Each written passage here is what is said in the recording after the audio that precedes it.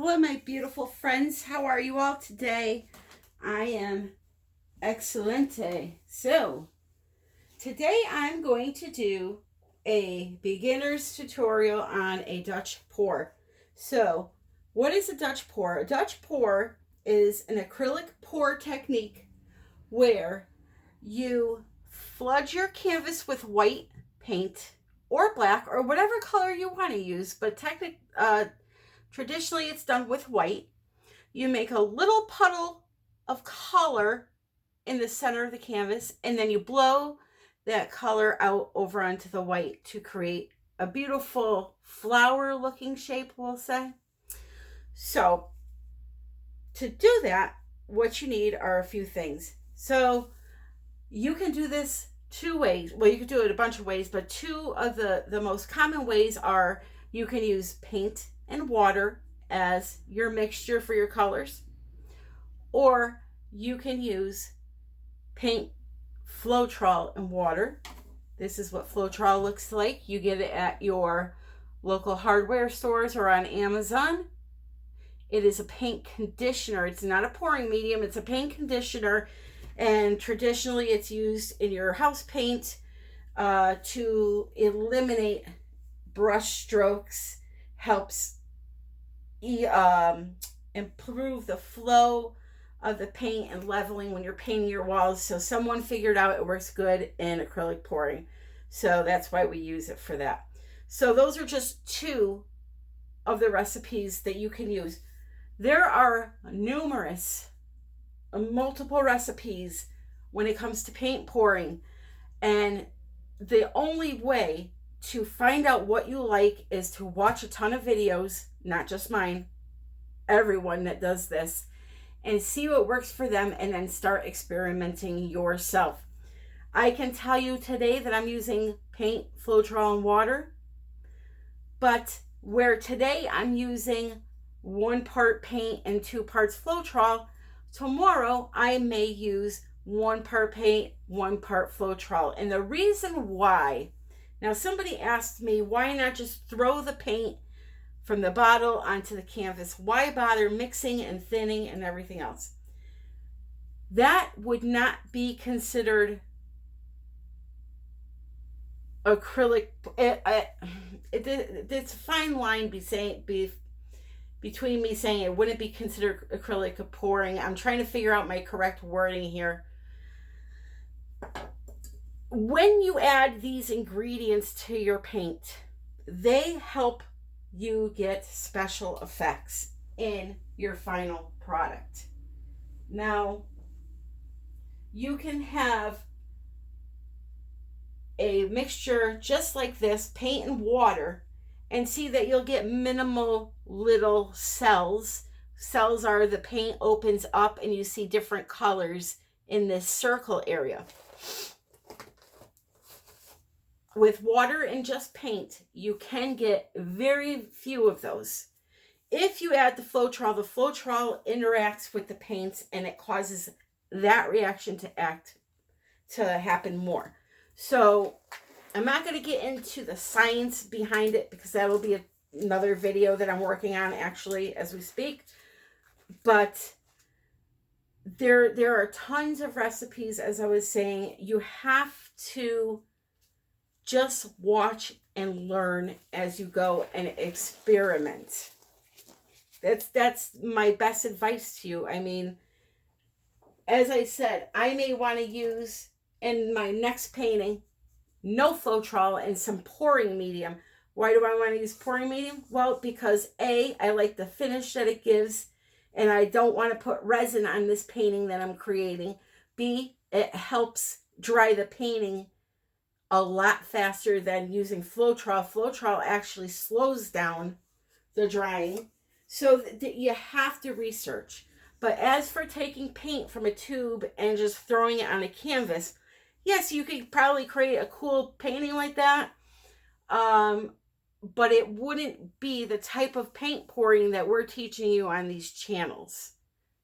That would be more abstract art, I guess. Just flinging some paint on a canvas. So there's all kinds of things that work. Glue. why put glue in your mixture? For me, I feel like I'm fine with just the Floetrol, but I know that glue helps to create more bigger, rounder cells. So it's all about learning, everybody. So today my paints are mixed with 1 part paint, 2 parts Floetrol, and water to get them to this thin consistency to where you let it drizzle off the stick and it literally goes right back into itself. It's not thick. It doesn't form a mound or anything. It's just going right back into itself. So now people will get confused by sometimes, what does that mean? 1 part paint, 1 part Floetrol. Well, I mixed all my paints up. So I'm going to show you one last color that I have to do. I'm going to do the gold. Okay. And what that means is you take however much paint you're using,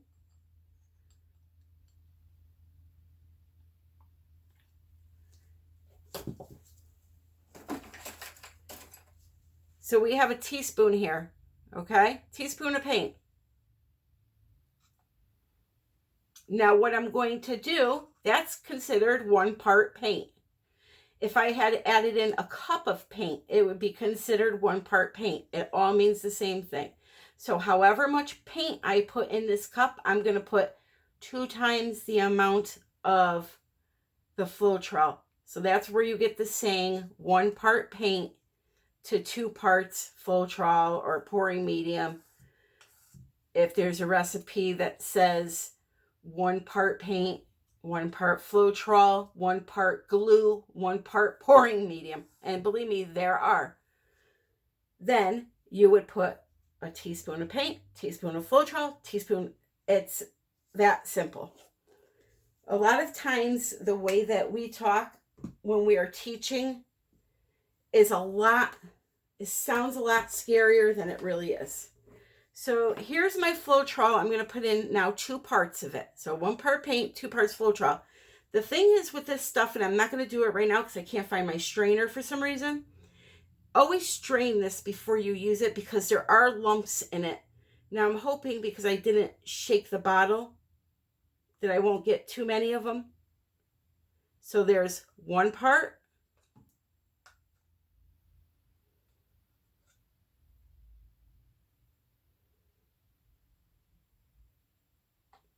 And 2 parts. Okay? So now we have our paint and Floetrol in the cup. Give them a swirl around. And now the last thing that we need to do is start thinning it out to get it to the right consistency. Now for consistencies, Dutch pours, you want them to be, the paints to be thinner because you're blowing them around. You need them to move. Whereas if you're doing a flip cup or a dirty pour or a tree ring pour, you have different consistencies for those, just like with the recipes. There's different consistencies for different pours. At least for me there is. I know some people will use the same consistency all the time for everything. I find that having a thinner consistency for this helps, for the Dutch pour, helps the paints flow better and my outcome is better. So we have the paint in the Floetrol. Let's start adding our water. Now, important with the water, a little at a time, literally like 5 drops at a time for a small cup like this, because what will happen is the paint will lump up on you and you'll have to really, really mix it like extra, a lot more than what you normally would have had to if you just did a little bit at a time. Plus, you do not want to go over in water, then it's going to be too thin. So, way too thick, right?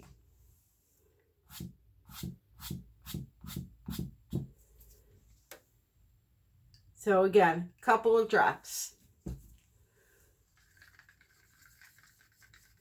Now, as far as water goes, and how much you need to put in each color. That depends on the color and the brand.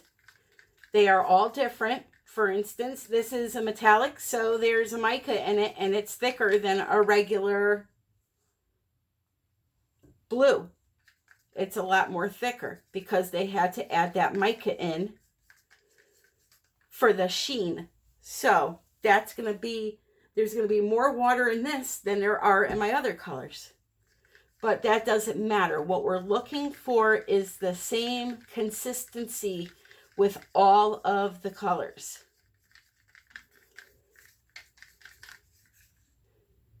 So test it. Every time you add some water and mix it in, drizzle it off the stick and see how it's going. See if you need to add more. And once you start getting towards the end where you know it's going to be, you know, a drop or two, start slowing down with the water. Once you know you're getting close to the consistency you want, slow down with the water and add only a drop or two at a time. So I'm going to add 2 more drops. That's it. And we're done. Now these paints do not have silicone or anything else in them. What you just saw me mix here is all that is in them. And again, you can achieve this technique without even the Floetrol, but you may not get the same amount. If you're looking for those cells, if you like that reaction, it helps to have the Floetrol in there. Now, I've done these with Floetrol and silicone, and they come out gorgeous. But the problem is with silicone, I like to resin my paintings when they're done. I just think it really classes them up. And they are a pain to clean. You have to wash them. I'll address that really quick while I'm getting my blow dryer. What I do with my canvas, if I use silicone, is I let it dry for a minimum of 3 weeks, 2 to 3 weeks. Then I take it in the tub. I put some Dawn dish detergent on a moist paper towel. I scrub the whole thing down, sides, everywhere. Scrub it down really good. And then I literally take this painting and I under the warm water really, really quick to rinse the soap off. Let it dry. I repeat the process. Let it dry. Repeat it for a 3rd time. Let it dry. And usually 90% of the time it's enough, and I can put resin on there and it won't give me a problem. But sometimes it will still make the resin push back from the sides, and you have to do a 2nd coat of resin when that happens. There's nothing you can do about that. You have to do a 2nd coat. That silicone is very, very stubborn. Even if you're only using varnish, you will notice that if you don't get that silicone off, it will affect the varnish too. All right, so I think we're ready to go here.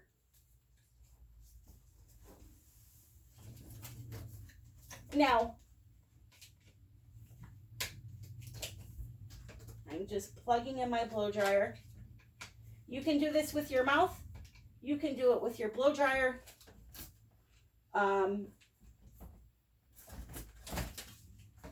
You can do it with a straw, an air gun, an airbrush. Whatever it is that you have that will blow some air, you can do this technique with. So the first thing you do, like I said, is you're going to flood your entire canvas with white paint.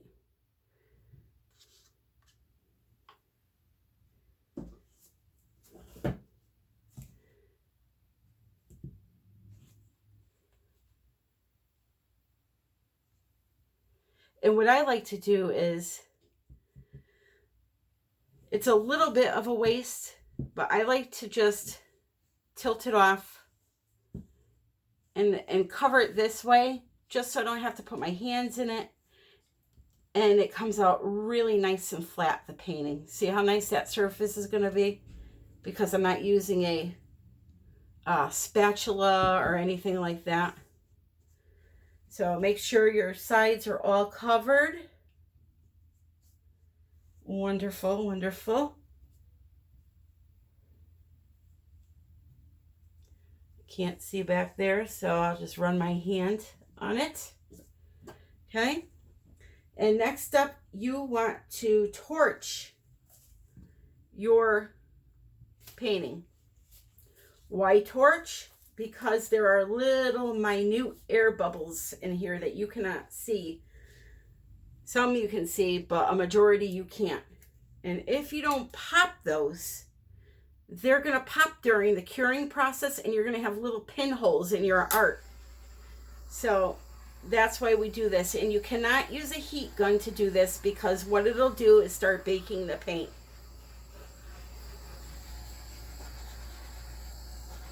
So you can pick these up on Amazon. I have it linked in my description in the my Amazon store that's in my description. You can use one of those grill lighters if you're afraid of these little torches.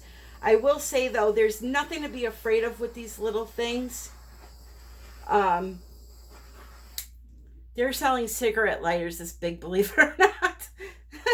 I mean, here's a cigarette lighter I bought for a torch. I mean, it's not much smaller. Okay, so next up,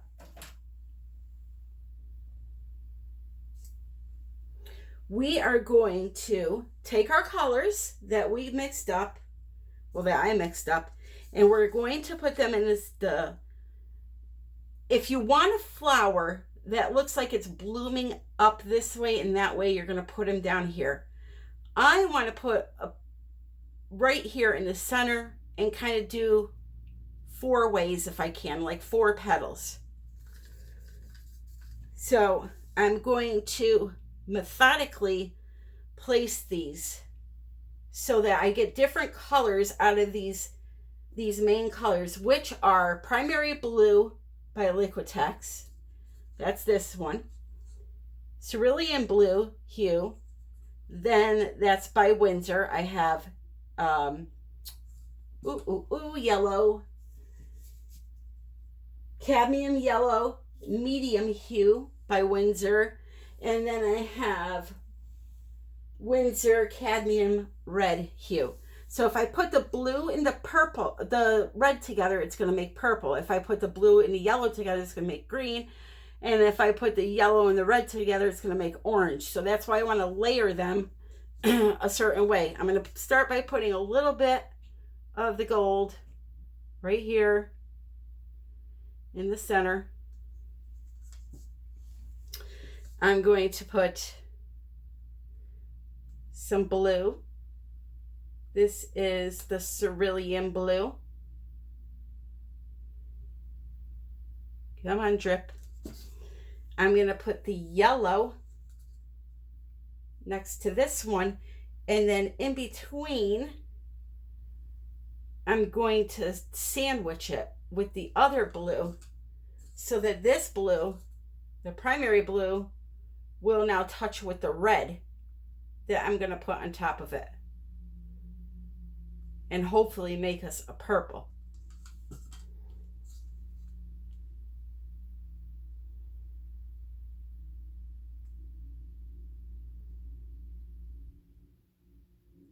Okay. Then I'm going to add just a little more gold. Just kind of drizzle it through here.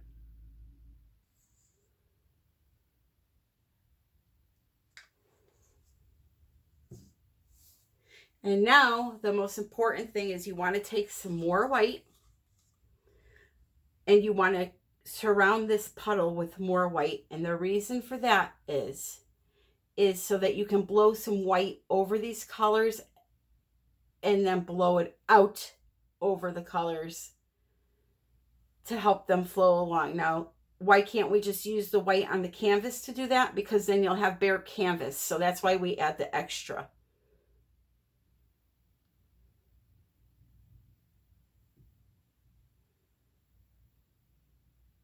Okay. So there's our extra white.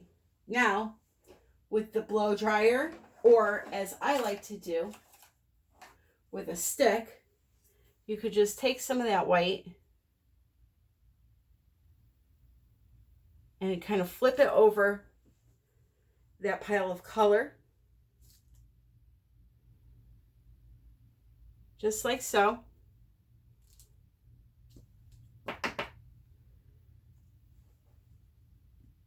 You can use your mouth.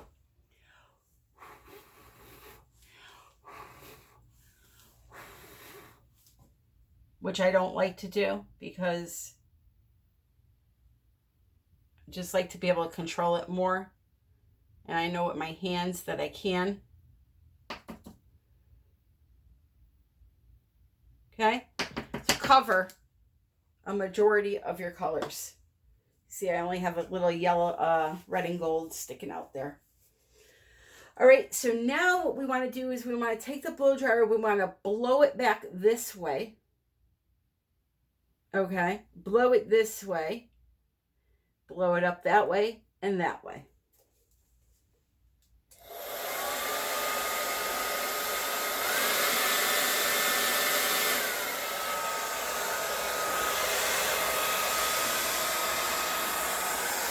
There's one way.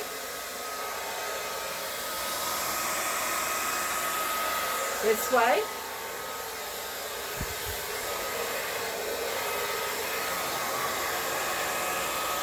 That way. And that way. And we are done. That's it.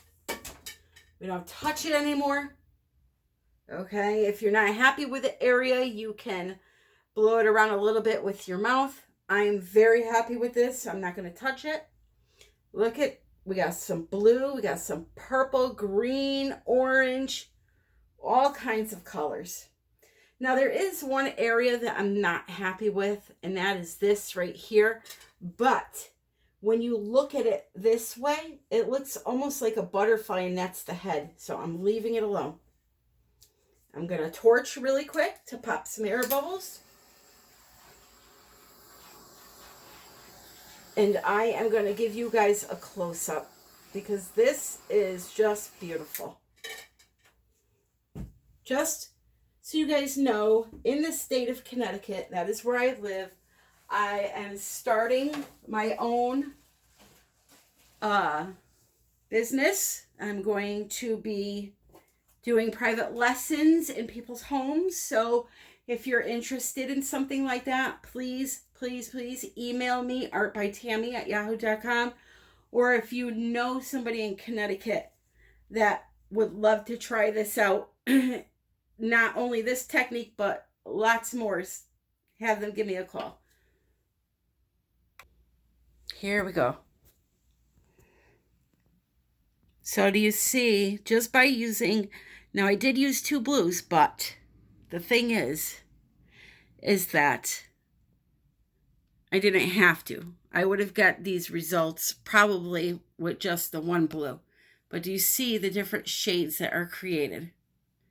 By mixing just those couple of colors. You do not need a lot of color to achieve something special like this. So if you have any questions or comments, just leave them below. All the links you need are in the description, along with links to my Facebook group, Instagram, all that jazz.